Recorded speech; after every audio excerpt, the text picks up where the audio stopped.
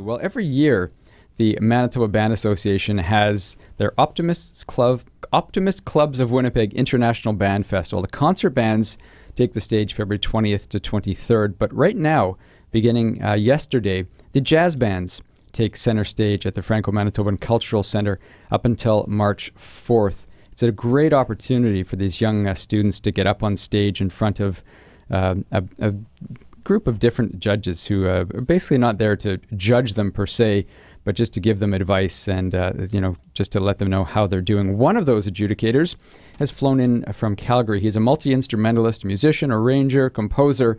His name is Johnny Summers, and we welcome him to our studios. Good morning. Good morning. Thanks for having me. Hey, it's a pleasure. Thank you for coming in this morning. My You just pleasure. got into town yesterday. A nice sunny day here in Winnipeg. You know, this is always how it is in Winnipeg. Yeah, I brought in the Chinooks from Calgary. You did? Thank you for that. Thought people would like me for that. You're welcome to come back in January and December if you want as well. So you're in town to be an adjudicator. I don't want to judge adjudicator. Mm-hmm. You're not necessarily. There's no winners and losers in this Manitoba Band Association thing. So when you are judging, when you're looking at these kids, what kind of things are you looking for? There may be some listening right now. Well, bribes, if they're listening right now. No, I think that, in a nutshell, I think it's, and what I see, mainly my work is as a performer. And then when I love doing residencies in universities or schools or doing adjudicating as much as I can throughout the year, because what I see is a lot of trepidation and fear of from students of playing a wrong note, of sounding bad, and this expectation that young musicians, I think young people kind of doing almost anything. It's like, I'm doing something new, I got to be perfect right away. Mm-hmm. And man, it just doesn't work like that. Well, it worked that way for me, but maybe most people. Yeah, gosh, I wish I was you. It didn't work that way for me. So I think that, recognizing that and then seeing, it's more, obviously we talk a lot about music, but that's the easy stuff. A lot of it for me is talking about the psychology and what do these kids need and these students need to feel inspired, to light a fire under them, to give them a passion for music, using music as a vehicle to give them passion.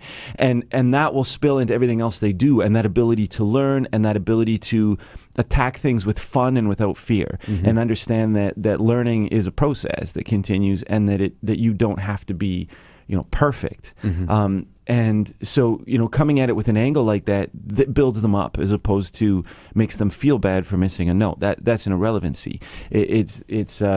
My gosh, I still miss notes.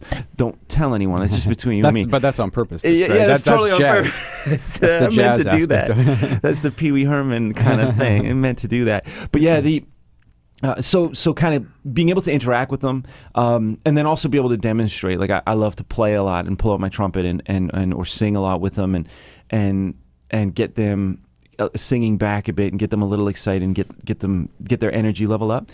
And a part of what they do at this festival too, as most, is they perform for us, and we'll have two adjudicators per performance, and one is doing written notes and one is doing an audio note that accompanies the recording. So the teachers can then go back and get advice from professionals to bring back to their band and to their schools, and to think, hey, maybe we can approach these in different ways, just different ideas, so that the teachers can keep growing. So it shows a lot of teachability in the teachers themselves to want to hone their craft and take in some new ideas to bring back to their school. And then after that, we get up on stage and we work with the students for a period of time and that's when we really get, that's the funnest part for me, because you get to interact with them and really connect, So who are some of the people that inspired you as a kid? Or if you're saying this to them, were there other people that said this to you when you were younger and that you really remember? It's stuck in your mind? I had a really good English teacher. I was really into literature in high school. Sounds geeky. Oh man. But I really liked Truman Capote and a lot of things. He was great. I had a band teacher who was very musical, and he was what I appreciated him actually was his intelligent way of dealing with students that I really noticed. And he'd act like he was mad, but he wasn't. He'd act like he was, it was all show business. It was all a facade to get a reaction from the students. He was very good at that. But when I was growing up, I heard a Harry Connick Jr. record that blew my mind. I heard Louis Armstrong, and there's so much happiness in there. And I was listening to like New Kids on the Block and Milli Vanilli. Well, I wasn't really listening to Milli Vanilli, but thought I was. And whatever pop music was of the day. And then suddenly I heard this music that had all this soul in it and so much life and expression. And I think it was really the music that won me over. And then from there, I started to seek out mentors, and one of my heroes and mentors and friends just passed away about 5 weeks ago. Tommy Banks, and he wrote the liner notes for our recent project, Sweet Jubilation. You got a recording with him, if I'm not mistaken. Yeah, we have a recording together, and we were planning another one, and he's also on my Christmas record as a guest on a couple tracks, and he, Tommy was extremely inspirational for me. And as I'm thinking about this and how this relates here too, is I went to a jazz workshop, summer workshop in Edmonton when I was about 17, right when I was going into university. And that was the first time I met Tommy. And he remembered me from there. Later he told me, which was astounding, which was very flattering.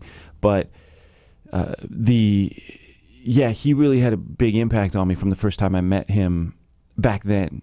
So mentorship is something that isn't discussed as much, but especially when you start reaching a certain age, it's time to start mentoring the next generation of students, of people in any field, and music is one that I think it doesn't work without that. Did you ever partake in any of these sort of band association festivals or anything like that going on in Calgary, where you'd have to stand up in front of and perform in front of an adjudicator at a young age and sweat rolling down your brow? Yeah, you bet. I was terrible. Hitting all the wrong notes. Yeah. Oh yeah. I would just freak out. I thought it was Carnegie Hall. It took me a while. That's to the way learn it would feel, I guess. Yeah, as a young kid. Yeah, it really does. So that's why I always try to make them feel really comfortable and try to remove the fear so that they can attack it with fun. And I definitely did. And I think most musicians, and just before here we were talking about classical and jazz, and I think most trained musicians that spend hours in a practice room comfortably every day, honing small details of their craft, are introverted. And so it is the craziest thing that's our career, is now to get on stage and to not have trepidation.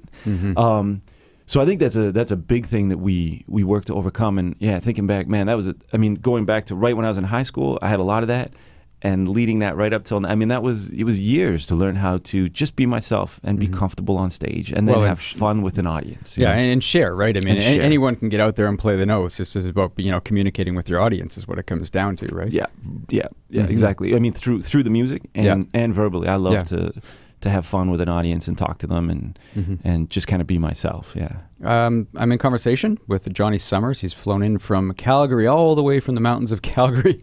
Well, close. Kind of the foothills of the mountains there of Calgary, to be an adjudicator with the Manitoba Band Association's Optimist Concert and Jazz Band Festival. It's underway right now till March 4th at the Franco-Manitoban Cultural Center.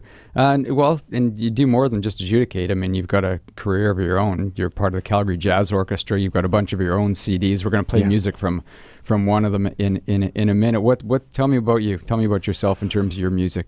Oh, wow. Give the audience a sense of what... It's a hard thing. Well, I love everything from... I love standards. I love Gershwin. I love Cole Porter.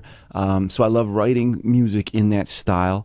My album with Tommy and I wrote half the songs on the record, and we wrote, something very Cole Porter-esque and something very Nat King Cole-esque, and but with a modern spin in the lyrics, something that references our times and our culture. I love Wynton Marsalis. I love so much. All the icons of jazz. Clark Terry, Louis Armstrong, Wynton Marsalis, Clifford Brown are my favorite trumpeters. I love Sinatra. I love Harry Connick Jr. I love Mel Torme. I love Tony Bennett. But I also had the chance to work with and study with Maria Schneider, and so as a composer-arranger, I'm really influenced by her. But of course, listening to Sammy Nestico and Quincy Jones and Nelson Riddle and Billy May and all the arrangers that wrote for Sinatra and Nat King Cole, and I love that whole Capitol Studio Orchestra. I love soul music. I love classical music, and so a lot of that comes out in my writing, because it becomes a melting pot of this is what I like. Well, and that's exactly what this new album is all about. Sweet Jubilation. That's a really neat First of all, I love the title, Suite, S-U-I-T-E, Jubilation. Great title. This is a big project for you. Yeah, huge undertaking. Yeah. Tell us about that, because I'm going to play some music from it. Well, I got the idea for this when I was actually just out of university, and then for a while I was living in New York, and I was massively influenced by the sacred concerts of Duke Ellington, so choir and big band. And there's a recording by Wynton Marsalis called "In This House on This Morning." It's two record set with his septet, and John Coltrane's "A Love Supreme." And I was listening to those a lot, and the content like of sacred music, like a lot of classical music, was really written for the church. And so I started really looking into the Christian story and thinking how can I paint this musically now more about the actual story, not just the music that's come out of it, and as if you were witnessing these things. And for me, I wanted to use a choir. So I have, there are 30 voices. I have special guest, my former teacher, Dee Daniels, singing. And then it's the 20-piece version of the Calgary Jazz Orchestra.